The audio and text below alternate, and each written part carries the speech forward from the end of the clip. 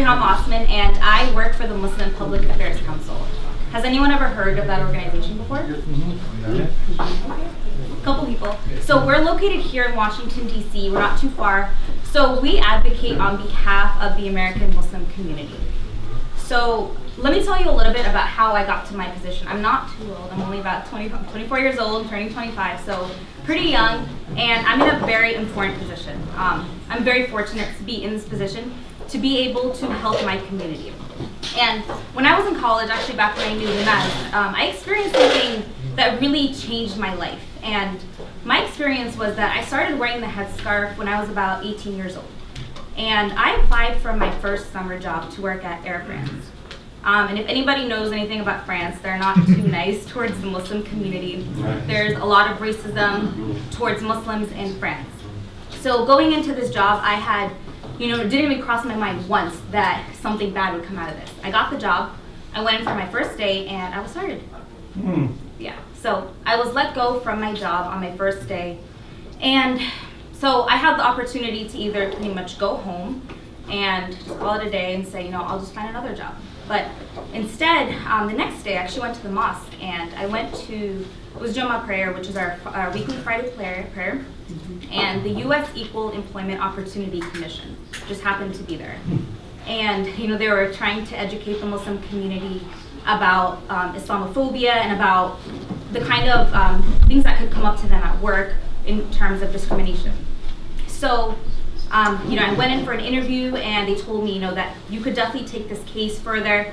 Over 2 years, we ended up changing a policy at Air France, where anybody who wants to dress in any way that relates to their faith, they can do so. At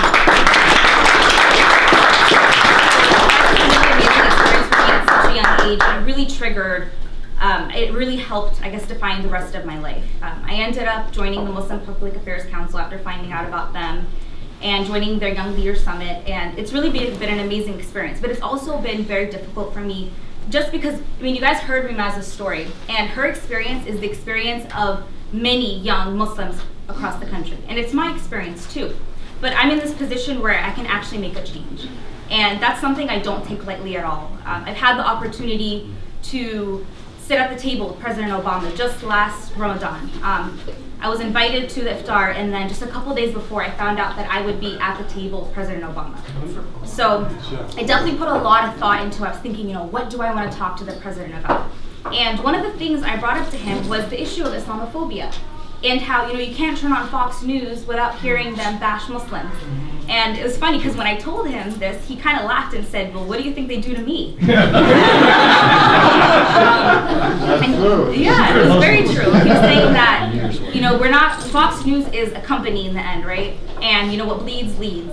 So he was saying that, we need to take to social media.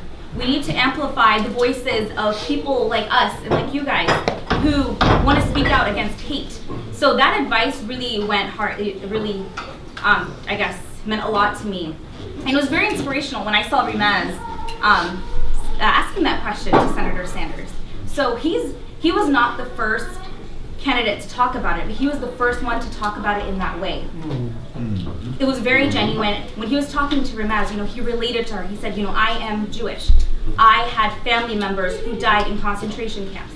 I understand that hatred is not a part of America, and that I'm going to do everything in my power to try and stop it. And that meant a lot for American Muslims. And I think hearing Rimaz's story and seeing how passionate she was also about this issue, I think it meant a lot to Muslims across the country. Because this was only, it was not too long after it happened in Chapel Hill, and Rimaz mentioned that yesterday was the 1-year anniversary of the 3 young people who were killed in Chapel Hill. And this has triggered lots of emotions for young Muslims. I would say that before this moment, before those 3 young people were killed, I don't think young Muslims really understood the gravity of Islamophobia. It really made it real to them that these 3 young people who looked just like them, dressed like them, they were very normal kids, and one day they're here, the next day they're dead. So that meant a lot to them. And I guess I'll just end right here, because I know you guys have a lot of questions. We'd love to answer them. So thank you very much for having me.